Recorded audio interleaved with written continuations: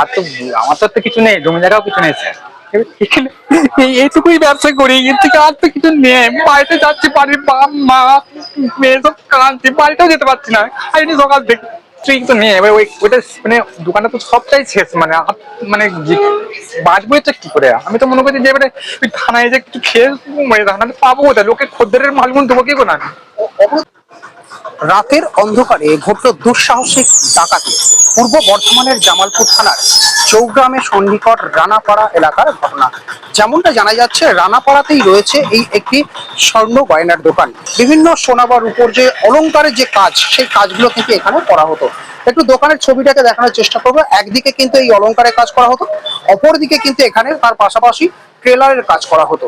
যেমনটা জানা যাচ্ছে যে এই দোকানের যিনি দায়িত্বপ্রাপ্ত আধিকারিক রয়েছেন, তিনি যখন বাড়িতে যান তখন তার সঙ্গে কিন্তু বেশ কিছু অলংকার, অর্থাৎ যেখানে ধাতব বস্তু, সেগুলো কিন্তু তার কাছে ছিল। এবং যেমনটা বলা হচ্ছে, এর পাশাপাশি এখান থেকে যখন তিনি বাড়িতে যান, বাড়িতে যাওয়ার পূর্বে এই রাস্তা থেকে বেশ কয়েকজন তাকে কিন্তু আইডেন্টিফাই করেন এবং তাকে তাকে কিন্তু পিছু নেন। এবং যেমনটা জানা যাচ্ছে যে এখান থেকে তিনি যখন বাড়িতে যান, ময়না গ্রামের উদ্দেশ্যে তার বাড়ির দিকে যান, ময়না গ্রামেই কিন্তু তাকে 6 জনের এক ডাকাত দল তারা কিন্তু তাকে ঘিরে ধরেন এবং তারপরে কিন্তু তাকে মারধর করে তার কাছে থাকা সোনার গয়না, রূপার গয়না সহ নগদ অর্থ নিয়ে তারা চম্পট দেয়। ঠিক কি ঘটনা ঘটেছিল, আমি যিনি রয়েছেন দোকানের মালিক, তার সঙ্গে একটু কথা বলার চেষ্টা করব। আমার নাম আব্বাসউদ্দিন হালদার, ডাক নাম টোটন বলে ডাকা হয়। আমার বাড়ি ময়নায়। ঘটনা এখানে 7টার সময় এখানে চলে গেলাম, এখানে বন্ধ করে দিলাম। বন্ধ করার পর এইখান থেকে স্পিডই যায়, এখানে ভয় ভয় থাকি তো সারা জীবন। যে মাল আছে ভয় খাই, যে গ্রামের রাস্তা নেমে পড়েছি। ময়না ময়না যে দক্ষিণ ময়না যে রোডটা যাচ্ছে গ্রামের দিকে, গ্রামে প্রায় জাস্ট আমি ঢুকিয়ে যাব দিয়ে 6 জন মানে দুটো বাইক নিয়ে এসে সামনে সেই মানে দাঁড়িয়ে 6 জন মিলে এসে আমাকে ঘিরে ধরে। হ্যাঁ, ওখানে কেউ ছিল, অন্ধকার ছিল। আর আমাদের যে মোড় মাথা ছিল সেখানে মানে লোক ছিল। যেহেতু আমি তো হাঁকাহাঁকি করেছি, বাকি 6 জন মিলে আছে, একটা আমি তো ভয় খেয়ে গেছি। তাদের কাছে সেই একটা লাঠি পাতা ছিল, মানে সেই শতবার মানে ওইখানটায় ছাড়ছি না তো, একটা তো জানি চলে যাবে, ছাড়বো না। যে এই সেটা একটা মারলো, যখন মারলো হাতে তো চিনচিনি হয়ে গেল। যে ব্যাগটা ছিনিয়ে নিয়ে আমাদের ব্যাগটা ছিঁড়ে, মানে ওই যে ফিতেগুলো আছে সেগুলো ছিঁড়ে পড়ে আছে, ওগুলো নিয়ে এসেছি। ওরকম নিয়ে গেছে। আর ডিকিটাকে মানে 6 জন আছে, ডিকি একজন ডিকিটা আমাকে ধরে মানে খুলে দিয়েছে। খুলে নিয়ে ডিকির ভিতরে যে সোনাগুলো ছিল, যে ওই ব্যাগ মানে ওই ব্যাগটাকে তুলে নিয়েছে। আমাদের যে সবই ছিল, মানে সোনার গহনা, বন্ধকি কাজ যা দিবার আছে, পয়সা সব আখ্যা দোকানে যা আছে শুধু ওইটাই, আমার সমস্ত দোকানটা ওইটাই। সব মিলিয়ে মোটামুটি মানে আপনার 40 থেকে 50 লাখ হবে। আমাদের তো বেশি হতে পারে, বাকি সেরকম তো মানে হিসেব তো করা নেই কত কি ওজন আছে। দোকানে মোটামুটি পুরোনো কাজ ভেঙে আমরা নতুন করে করা হয়। গরিব মানুষ, খেতে জমি জায়গা কিছু নেই, এটুকুই মানে চলছে। আর এটাকে চলছে আমি প্রায় 17-18 বছর ধরে। ওটা মানে একটা আমার জমানো ওটা মানে পুঁজি ছিল, মানে এটা আর তো কিছু নেই, এইটুকুই বলার আছে। থানায় জানিয়েছি, থানা বড়বাবু এসেছিল। পুলিশ বলছিল, বড়বাবু বলেছে যথেষ্ট আমার উপর ভরসা রাখুন, আমি সব ঠিক করে দেবো। হ্যাঁ, পুলিশ বলে যে আমাদেরকে এটাই বললো। হ্যাঁ, যে 7 দিনের মধ্যে মানে আমরা ব্যবস্থাটা আমরা করবো। বুঝতে পারিনি ওরা, আমাদের এখানকার লোকাল লোক তো আমার মনে হলো না। দিন কারোর সাথে জিনিসে কোনো ঝগড়াই নেই, আমার আখ্যা গ্রামের লোক আমাকে চেনে। মানে সকাল থেকে যে কত ফোন আছে, সবাই মানে আফসোস করছে যে তোর কি করে হতে পারে, তুই তো কারোর সাথে ঝগড়াই করিস। বাড়িতে আমার 2টো মেয়ে আর স্ত্রী। আর সবচেয়ে খবর কথা, আমার বড় মেয়েটা 8 মাসের প্রেগনেন্ট। ও কাঁদছে, ঘরে যেতে পারছি না আমি, ডেলি কাঁদছে। কি করবো এবারে? চাইছি আমার মাল দোকান ঝাঁক করে ফেরত দিয়ে দেয়, আমি আর কিচ্ছু চাই না। প্রশাসন তারা আমাদের চালাতে নেই, প্রায় কিছু করবে ওদের। বড়বাবু খুব ভালো, বড়বাবু দিলাসা দিয়েছে। এখন আমরা কথা বললাম, কার্যত দেখতেই পাচ্ছেন যে এখান থেকেই তার মূলত রুজি রুটি রোজগার সবটাই কিন্তু এই দোকান থেকে। একেবারেই সর্বস্ব খুঁয়ে কার্যত দিশেহারা হয়েছেন এই মুহূর্তে আব্বাসউদ্দিন হালদার। আমরা কথা বলবো, আরো রয়েছেন এখানে। আমার নাম অরুণভ পাল। ঘটনাটা হয়েছিল, আমরা প্রতিদিন সন্ধ্যাবেলা এখানে আসি, আমাদের পার্শ্ববর্তী গ্রাম কুলসাতে বাড়ি। উনি দীর্ঘদিন আমাদের পরিচিত, খুব শান্ত ভদ্র ব্যবসায়ী। তো হঠাৎ করে উনি বাড়ি গেছেন 7:25 সাড়ে 7 এর সময়, কারণ এর আগে এখানে অনেকবার ছিনতাই হয়েছে এই বড়ল থেকে আমাদের উদয়পুরের মধ্যে। এর আগে পুলিশ প্রশাসন তাদের বলেছিল, যারা আপনারা একটু বড় ট্রানজাকশন বিজনেস করেন সকাল সকাল বাড়ি চলে যাবেন। সেই জন্য ওনার সকালে করেই বাড়ি যাচ্ছিলেন। কিন্তু ওনাকে ফলো করে 6 জন 2টো বাইকে মাঝের রাস্তায় ধরতে পারেন লোক বা গাড়ি থাকার জন্য, গ্রামে নেমে রাস্তায় করেছে, যেটা ওনার গ্রামের রাস্তায় হয়েছে। গ্রামের রাস্তায়, মানে তার 100 ফুট দূরে গ্রামের বাড়ি শুরু হচ্ছে, সেরাম একটা ফাঁকা নির্জন জায়গায় ওনাকে আহত করে সর্বস্ব নিয়ে নিয়েছে, উনি বললেন, শুনলেন।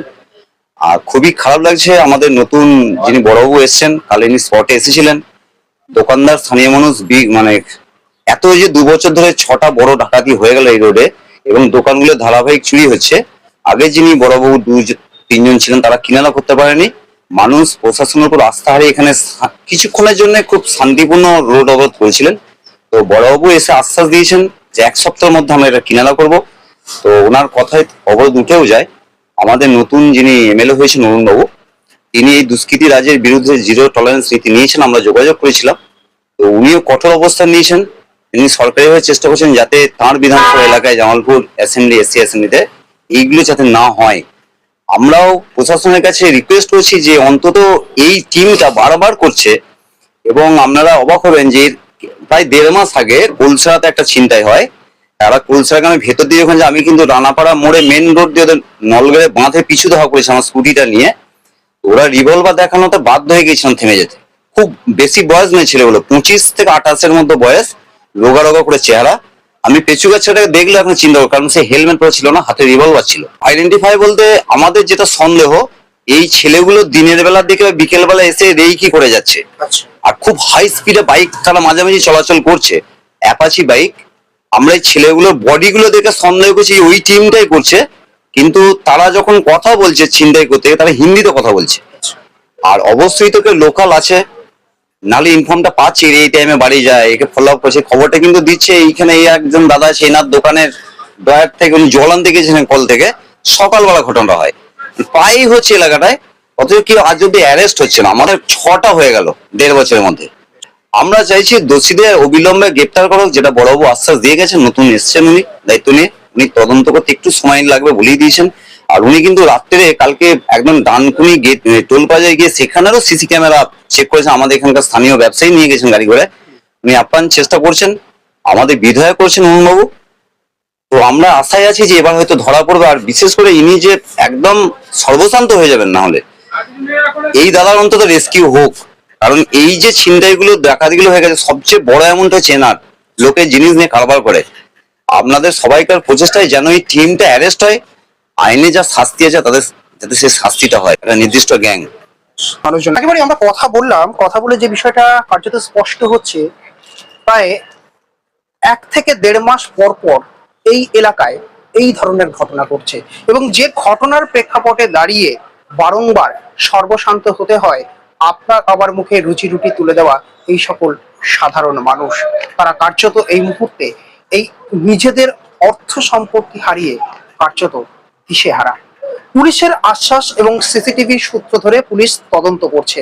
7 দিনের মধ্যে তদন্তের কিনারা করবেন বলেও আশ্বাস দিয়েছেন জামালপুর থানার ওসি। এখন দেখার বিষয় মানুষের আস্থার প্রতি সুবিচার রাখতে এবং কতটা দ্রুত এই খোয়া যাওয়া অর্থ বা অন্যান্য যে অলংকার রয়েছে সেগুলোকে উদ্ধার করতে সামর্থ্য হন। পূর্ব বর্ধমানের জামালপুরের জোরগ্রাম থেকে ক্যামেরায় নয়নের সঙ্গে সুব্রত চক্রবর্তী, সংবাদ মেমারি। আপনারা দেখছেন সংবাদ মেমারি। সংবাদ মেমারি সময়ের সাথে এগিয়ে থাকে।